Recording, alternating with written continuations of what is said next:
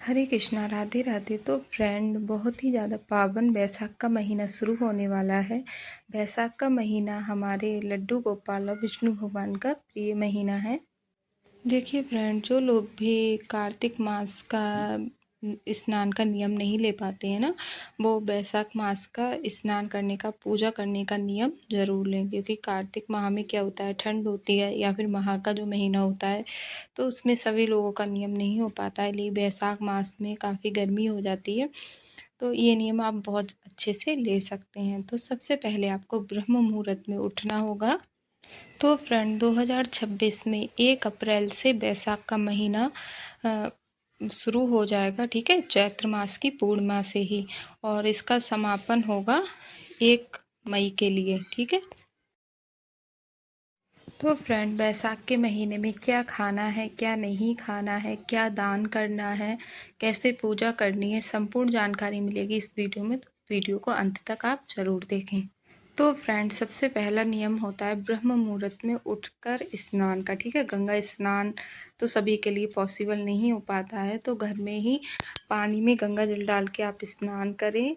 और कुछ लोग तो व्रत का भी नियम लेते हैं, पूरे महीने व्रत रखते हैं, जिसमें एक टाइम वो भोजन करते हैं, नमक का या मीठा। तो वो आप अपने हिसाब से रख सकते हैं, जैसा आपका शरीर है, ठीक है। क्योंकि सभी का स्वास्थ्य एक सा नहीं होता है, तो वो आप अपने हिसाब से देख लें। वरना आप एकादशी बैसाख के महीने में पड़ेंगी, पूर्णिमा तिथि हो गई, अमावस्या के लिए पूजा वगैरह करी जाती है, और वो होता है। और फ्रेंड, अक्षय तृतीया के दिन से लड्डू गोपाल की चंदन यात्रा शुरू हो जाती है, जिससे उनके ऊपर चंदन का लेप लगाते हैं 21 दिन तक। तो अक्षय तृतीया का व्रत हो गया। तो ये सारे भी व्रत आप रख सकते हैं, ठीक है, अगर पूरे मास का व्रत नहीं रख पाते हैं तब। तो फ्रेंड, दूसरा नियम ये होता है, पीपल पूजा का बैसाख मास में बहुत ज़्यादा महत्व होता है। तो आप पीपल वृक्ष पे 1 लोटा जल, और अगर 1 लोटा जल सुबह में आप पूजा नहीं भी कर पा रहे हैं, तो शाम के लिए 1 दिया ज़रूर जलाएं, ठीक है। अगर ये भी पॉसिबल नहीं है, तो आपके घर के आसपास जो भी देव वृक्ष हो, बरगद का हो गया, आंवले का वृक्ष हो गया, अगर ये भी नहीं है, तो सभी के घर में तुलसी जी ज़रूर होती हैं। तो आप तुलसी के पास में रोज़ाना दीपक जलाएं, पूजा करें, वहाँ पर प्यारी सी रंगोली बनाएं, ठीक है, परिक्रमा करें, धूप दीप जलाएं। वैसे तो आपको सुबह में ही करना है, अगर सुबह में किसी कारण से आप दीप नहीं जला पाते हैं, तो शाम को ज़रूर जलाएं। ये नियम आप ज़रूर लें, ठीक है। क्योंकि जो तुलसी मैया है ना, वो विष्णु प्रिया है, तो इससे हमारे विष्णु भगवान बहुत ज़्यादा प्रसन्न होते हैं, क्योंकि ये जो महीना है विष्णु भगवान का है। और फ्रेंड, बैसाख के पूरे मास में आपके लिए विष्णु भगवान और सालिग्राम के लिए तुलसी ज़रूर चढ़ानी है। अगर आपके घर में तुलसी मैया नहीं है या फिर सूख गई हैं, तो आप नई तुलसी मैया ज़रूर लगा लें और उनकी बहुत अच्छे से सेवा करें। तो फ्रेंड, सुबह में 5 सवा 5 तक आपको स्नान करना होगा ब्रह्म मुहूर्त में। अगर थोड़ा सा भी 10-5 मिनट आगे पीछे हो जाए तो कोई बात नहीं है, क्योंकि भगवान सबकी स्थिति परिस्थिति जानते हैं। तो सबसे पहले अपने मंदिर में विराजमान सभी भगवान का आप अभिषेक करें, स्नान कराएं, ठीक है। और फिर उनको चंदन सेवा, इत्र सेवा और धूप दीप जलाएं, अच्छे से उनकी पूजा करें। और आप विष्णु सहस्त्र नाम का, विष्णु चालीसा के पाठ का भी नियम ले सकते हैं, या फिर आप ओम नमो भगवते वासुदेवाय नमः मंत्र का भी जाप कर सकते हैं। ज़्यादा से ज़्यादा आपको इस मंत्र का जाप करना है, ठीक है। अगर आप पीरियड से हो जाएं, तो आप शारीरिक रूप से सेवा नहीं कर सकते हैं, लेकिन आपको स्नान वगैरह रोज़ाना करना है, उसका नियम नहीं छोड़ा जाता है। और आप मानसिक रूप से, ठीक है, और मंत्रों का जाप, जो भी आपका गुरु मंत्र है या फिर मंत्र का जाप आप रोज़ाना करना है, वो नहीं छोड़ना है, ठीक है।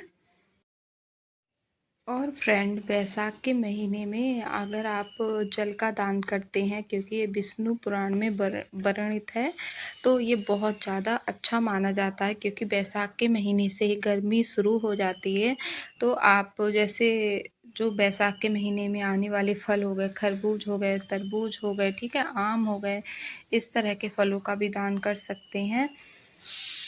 और जल का दान करें, ठीक है, ज़्यादा से ज़्यादा।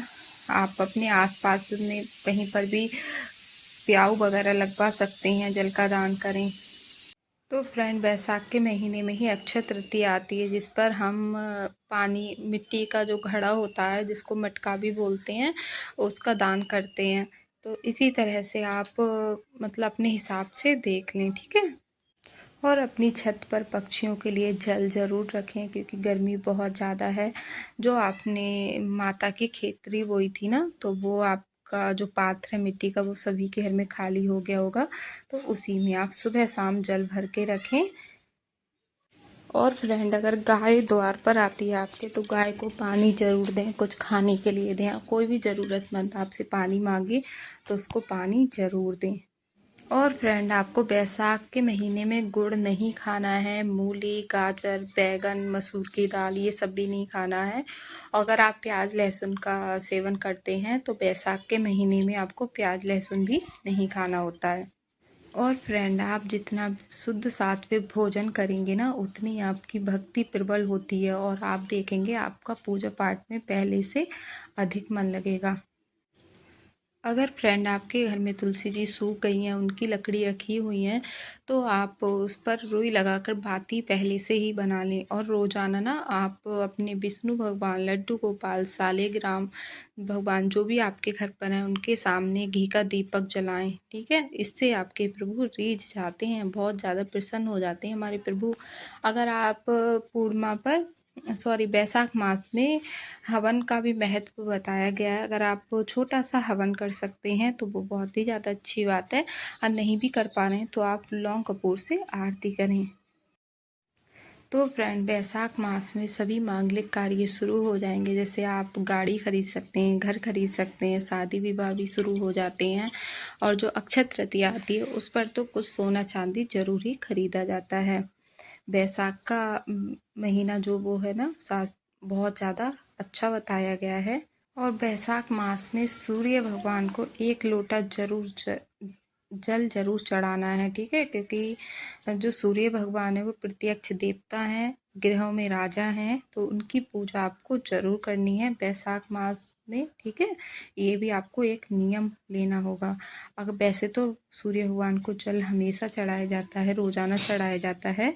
अगर आप नहीं भी चढ़ाते हैं ना, तो बैसाख मास में इसका नियम जरूर लें।